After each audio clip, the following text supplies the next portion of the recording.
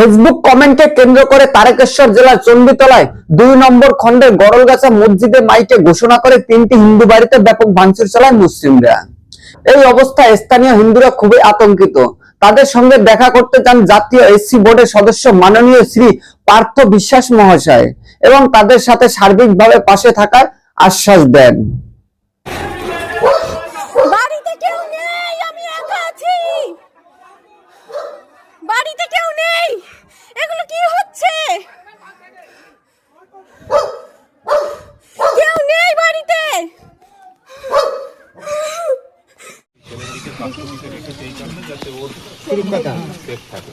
তারপরে একটা হয়েছে, ইনস্টিগেশন হয়েছে, তারপরে এই ঘটনা ঘটেছে। তারপরেও আমি আমাদের সঙ্গে কথা বলছি, এই ঘটনা হওয়া উচিত ছিল না।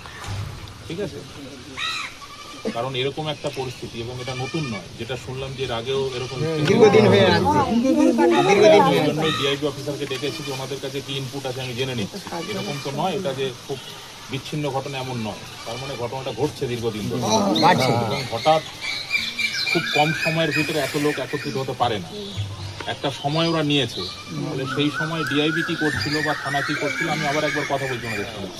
আমি এটুকু অ্যাসিওর করে যাচ্ছি যে প্রশাসন নিশ্চিতভাবে আমার ধারণা আপনাদের সঙ্গে থাকবে, এবং যখনই কোনো ঘটনা ঘটবে আপনারা প্রশাসনকে জানাবেন। আর যেভাবে কমিশনকে জানিয়েছেন, national commission for schedule caste আপনাদের সঙ্গে আছে পুরোপুরিভাবে। দিল্লির ন্যাশনাল কমিশন আপনাদের সঙ্গে পুরোপুরি আছে। যে কোনো ঘটনা ঘটলে দিল্লি থেকে একদিনের সময়ে এখানে প্রতিনিধি দল আসবে। রিজিওনাল ডাইরেক্টর যিনি কলকাতায় আছেন তিনিও দেখবেন। সুতরাং ভয় পাবেন না। শুধু এইটুকু অনুরোধ করছি যে শান্তি বজায় রাখার জন্য প্রশাসনের সঙ্গে আপনারাও থাকুন। আমি জানি এক পক্ষ যখন এরকম কিছু করে তখন যারা আক্রান্ত হয়, যারা অত্যাচারিত হয়, তাদের পক্ষে খুব ডিফিকাল্ট হয় এই পরিবেশ পরিস্থিতিকে বজায় রাখা। কিন্তু তারপরেও আপনারা প্রশাসনে থাকুন, কমিশনের সঙ্গে থাকুন। কমিশন আপনাদের সঙ্গে সর্বতোভাবে আছে। আপনাদেরকে আমি কমিশনের হেল্পলাইন নাম্বার দিয়ে যাব কয়েকজনের কাছে, যারা এখানকার বাসিন্দা, যে ভিকটিম আছে, আমি নাম্বার দিয়ে যাব। সেই নাম্বারে ফোন করলে 24 ঘন্টার ভিতরে কমিশনের রিপ্রেজেন্টেটিভ আসবে এবং সিনিয়র অফিসিয়ালরাও আসবে। ভয় পাওয়ার কোনো কারণ নেই, প্রশাসন সঙ্গে থাকবে, এবং আমি এই ঘটনা শেষ দেখে ছাড়ব। ঘটনা যখন ঘটেছে, অ্যারেস্ট হয়েছেন, কি সেকশন লেগেছে আমি দেখছি। বাকি যারা আছেন তারাও যাতে বাইরে না ঘোরে সেটাও আমি নিশ্চিত করে যাব। আপনাদের কমপ্লেনে তাদের নাম আছে? যাদের নাম আছে তাদের মধ্যে কেউ বাইরে ঘুরছে এখনো?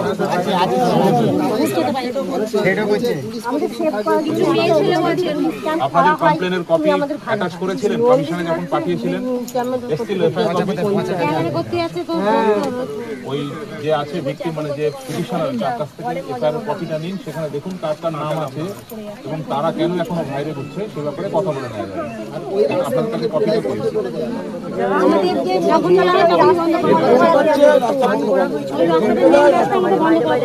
বাংলাদেশের কোন একটি ছেলে কোন একটা ফেসবুক মাধ্যমে পোস্ট করেছে যে কুকুর, ওই ছেলেটার প্রোফাইলে গিয়ে দেখা যাচ্ছে যে সেই পোস্টটা বাংলাদেশি পতাকা দেওয়া আছে আর কি বাংলাদেশে।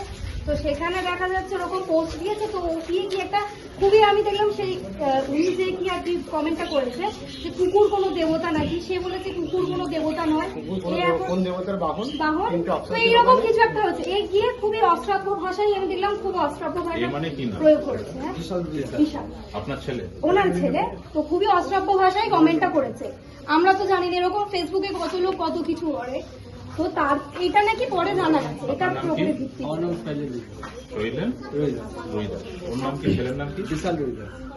এটা হচ্ছে ভিত্তি। জাস্ট আমার ছেলেটাকে এই মসজিদ তালাতে নিয়ে জানে আমাদের এখানে রাস্তা আছে বন্ধুঘাটে জলা দিয়ে, ওরা এইখান থেকে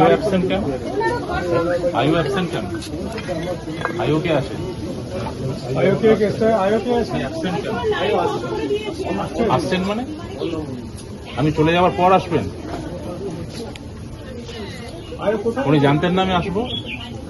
তাহলে আপনি জানাননি ওনাকে? তার মানে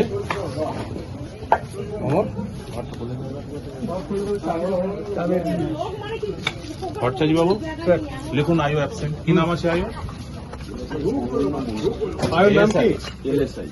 এলএসআই লিখুন।